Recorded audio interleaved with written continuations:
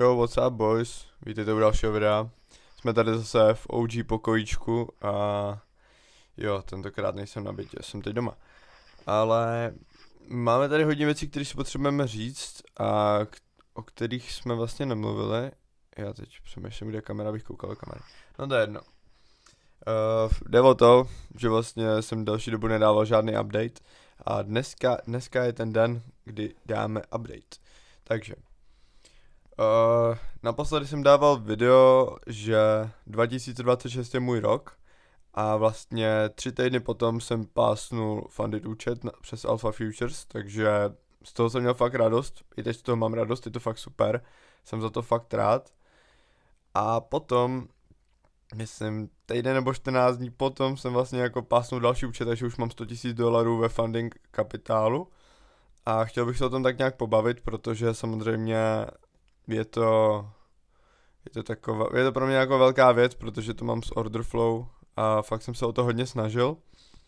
Takže jo, konečně se mi to podařilo, teď jako pokračuju dál, pořád traduju, ale není toho času moc, protože chodím do práce, do školy a nemůžu toho sedět pořád, takže jsem teď moc tradeů nebral, ale ty účty, jeden jsem netradoval ještě, to je ten Apexovej, a ten Alpha Futures, ten normálně tradu, ten je teď tak nějak na break-evenu, byl jsem plus $400, ale je tam velký problém, že tam můžu používat jenom jeden mini kontrakt a já vlastně, je to pro mě hrozně malý risk, takže já většinou riskuju bohužel jenom $60, třeba na trade, kvůli tomu, že mám strašně malou stopku a jako prostě pár tyků, že jo, takže ten risk ještě budu muset nějak dořešit.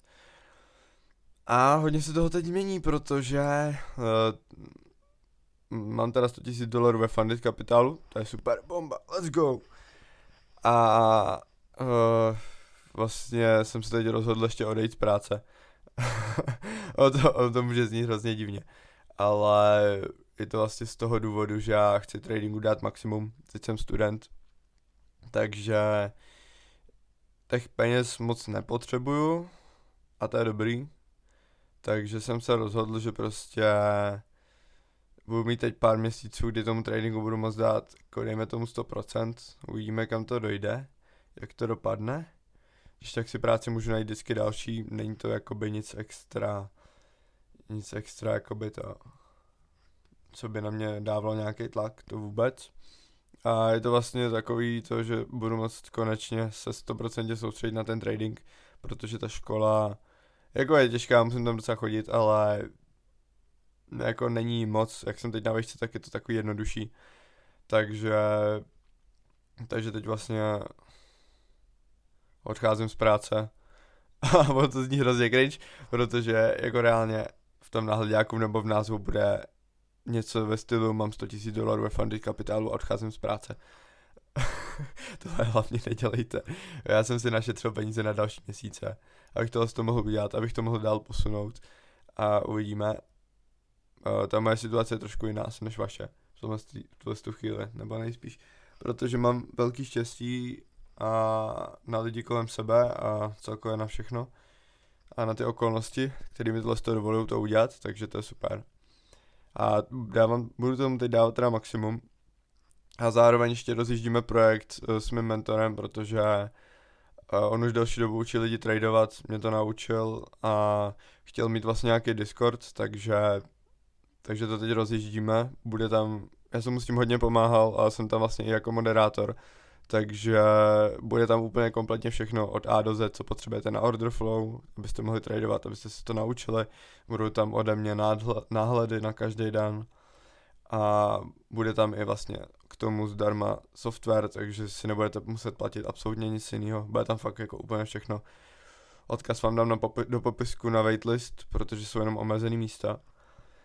Takže pokud vás to zajímá, což já doporučuji, schválně jsem chtěl, aby ten produkt byl takovej, aby pomohl jako naprosto každému, kdo se připojí.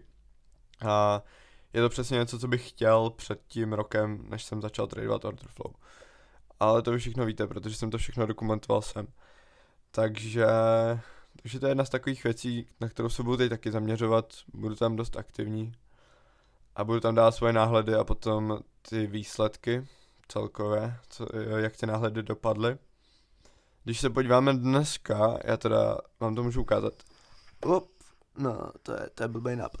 No nic, tady jsem měl zónu na ESku, na odraz, hezky to vyšlo, dal jsem to den předtím na Discord. Já doufám, že tam bylo něco vidět, jestli ne, tak tak je to bullshit. Ale čekám tam na breakout vlastně teď a jestli ten breakout přijde, tak budu brát ještě shorta. A je to super. Ještě jsem teda bral long na euru, tam jsem vlastně o asi 3 tiky dostal stop loss a pak to šlo mým směrem, takže to bylo unlucky. Ale jo, tak to teda teď bude. Řekl bych, že vzdělání mám ohledně ty order flow dost za sebou, nebo už jako teď jenom dolaďuju ty detaily a cesta k full time tradingu pokračuje, pořád je to cíl číslo 1 a teď to bylo fakt jako naprosto šílený. Ten nový rok, teď to jako víc jsem v životě nebyl busy, protože moje dny vypadají tak, že nebo takhle můj týden, já jakoby přijedu na začátku týdne, protože mám školu a na konci týdne v pátek odjíždím většinou. A teď to vypadalo tak, že jsem se třeba v 8:30 zbudil, zapl jsem si Ninju, podíval jsem se tam na grafy, třeba na hoďku na 2, pak jsem musel jít do práce na 4 hodiny, pak na 3 hodiny do školy, pak někam vezmete večer přítelkyni a najednou vidíte, že je 10 hodin večer a vy jste ani nejedli za celý den. Takže takhle jsem to měl a za poslední 2 měsíce jsem zhubl asi 5 kilo, což jako někdo by si řekl, že je dobře, ale já jsem vždycky měl právě problémy s tím nabírat váhu a teď mám třeba 1,85 m a mám 70 kg. Jako vypadám dobře pořád, ale jako těch 5 kg je fakt jako hodně znát. Takže jo, teď moje dny vypadaly fakt tak, že jsem šel buď to rovnou do práce, anebo že jsem rovnou šel tradovat pak do práce, pak do školy, pak ještě něco a teď jsem ještě do toho začal točit nějaký reelsy, nějaký videa. Jsem hodně aktivní na Instagramu, takže mě tam dejte follow. A jo, je to teď fakt šílený. Ještě si jako do toho, že ho vařím, občas vám nechce vařit, tak prostě si nenajte. No, budu to muset fixnout, je to jedna z věcí, na kterou se teď chci hodně zaměřit. A teď aspoň ta práce teda ubyde, že budu mít méně věcí, na které se budu muset soustředit. A na to se fakt hodně těším. Končím na konci března, teď je 6.3. Nevím, kdy vyjde tohle video, uvidíme. Ale hodně se na to těším, věřím, že to bude náročný, věřím, že to nepůjde podle plánu, ale doufám, že to všechno nakonec dobře všechno dopadne. A jo, to bylo takový rychlý informační video, aby jsme si to shrnuli, tak jsem pásnul 2 účty, což nic neznamená mimochodem. Je to jakoby jenom takový dílčí úspěch, ale chci teď dát maximum tomu tradingu. Rozjeli jsme s mým mentorem ten Discord, nebo rozjíždíme. Jsou tam omezený místa, bude to insane value, insane package. A máte to v popisku videa. Dneska jsem bral trade, jsem lehce v plusu. Odcházím z práce. Pokračuju ve studiu. A jo. To je jen takový rychlý informační video. Chtěl jsem to mít hodně takový raw. A jo, tak jo. Doufám, že se vám video líbilo, pokud jo, dejte like, dejte mi follow na Instagramu. Mějte se krásně, uvidíme se u dalšího videa. A zatím čau!